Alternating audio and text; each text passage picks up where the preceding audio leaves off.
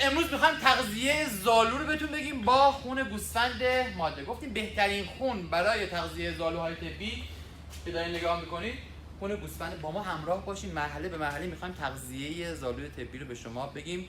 این خونی که از کشتارگاه گرفتیم، توش پرل یا ساشمه زده انقاط کردیم.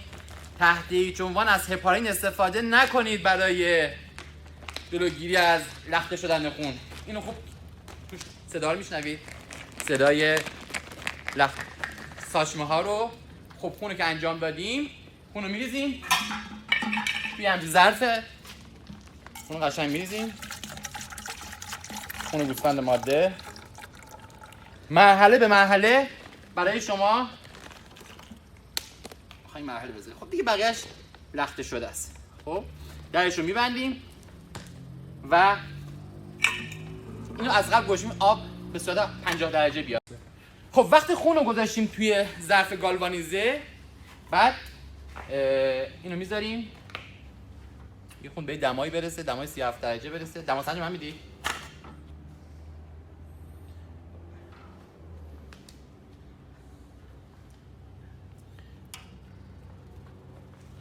این بعد اینقدر تو این بمونه، معمولا 5 دقیقه بستگی به دمای آب بره.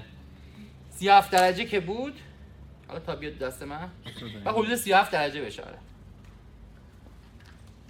بسته به دم، سعی کن آب 50 درجه یا نیمه جوش باشه.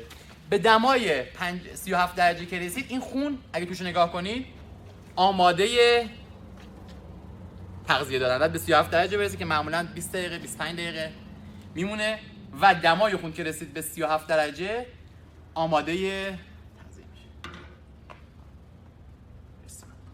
خون رو گفتیم میذاریم داخل ظرف گالوانیزه. وقتی گالوانیزه گوشیم آب نیمه گرم نگاه کنید، آب از جوش نباید باشه. حدود 50 درجه که رسید خونم داخلش میبینید. بعد دما برسه به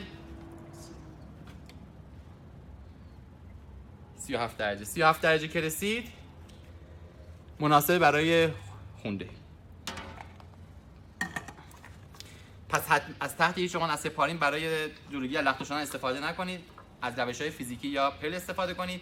پس بنابراین توی ظرف حتما از جنس گالوانیزه باشه، رسانا باشه، دما رو آب بگیره. به 37 درجه که رسید زمانیه که ما میتونیم خون رو بریزیم داخل اینجا که الان براتون توضیح میدم کاملا و آماده تغذیه میشه. خون که رسید به 37 معمولا 10 دقیقه تا 1 رو بذارین توی آب نیمه گرم، دیگه مهیاس شرایط برای تغذیه دادن. خب دمای خون رو که رسوندیم به 37 درجه با آب نیمه گرم، دیگه آماده ریختن. خب تغذیه زالو به چه شکل تغذیه زالو؟ تغذیه زالو همونجوری که دست من نگاه میکنید از یک دونه پوری استفاده میکنیم و یک دونه تش که حالا بسته به نوع زالوی شما و تعداد زالوی شما میتونه بیشتر باشه. ما دمای خون رو مشخص کردیم، حالا میریزیم توی تش به مقدار. نکته‌ای که میخوام به شما نشون بدم، این خونم کامل بدون لخته شدن، بدون استفاده از هپارین ما اینو جلوگیری کردیم از لخته شدن. هیچ هپارین نیست. یک فاصله باید بیفته. نگاه ما جوری انتخاب کردیم که 1 سانت فاصله میفته. زالوها رو پرت نکنید تو این تش. یک فاصله زالو رو میذاریم توی علک، توی تش خون رو میریزیم و به همین شکل انجام میدیم. دیدین قشنگ زالو میاد توی همین جا و استفاده میکنیم. این به صورت غیر مستقیم داره خون رو میخوره. میبینید این زالو الان من میارم شروع میکنه به بادکش خون و یک ذره هم شما میتونید یک ذره خیلی کم به خون اضافه، ولی اون خون میاد آروم. خب نه زالو داره تغذیه میکنه تقریبا از خون. نکته‌ای که میخوام به شما بگم، قاعدتا هر چقدر خون یک سری لخته‌ای تو خون به وجود میاد، درسته؟ این لخته‌ها بعد چه بشه؟ جدا سازی بشه. این لخته‌ها بعد چیکار کنید؟ بعد جدا کنید. این لخته‌ها رو زالو از لخته استفاده کنه، خب تلفات ما بالایی میاد.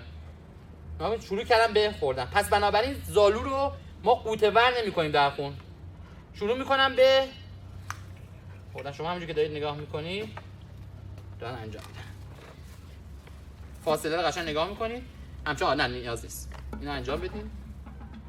همه جا که خون جذب بشه و به مدت 20 دقیقه تا نیم ساعت اگر شروع میکنه خوردن. زالوی تغذیه موفق معمولا بین 20 دقیقه تا 25 دقیقه. بعد چه جوری بفهمیم که زالو تغذیه شده؟ خب متورم میشه. نه داره متورم میشه. اگه حرکت زالو رو نگاه کنید کاملا داره متورم میشه. این لخته رو چیکار میکنید؟ ور میدید. هر چقدر لخته دیدین خون ور میدید، میندازید جدا میکنید.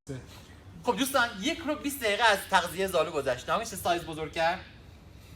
پس بنابراین 20 دقیقه 25 دقیقه بذارین قشنگ متورم میشه و قشنگ خون خورده معمولا تا 10 برابر خودش خون مصرف میکنه و وقتی این زالوهایی که تغذیه نکردن جدا میکنیم. دیگه اصرار نمیکنیم. بعضی این زالو رو تو 10 تا تش گذاشته تو طی 2 روز نخوردید توی تش بعدی میذاره. آقا نمیخوره.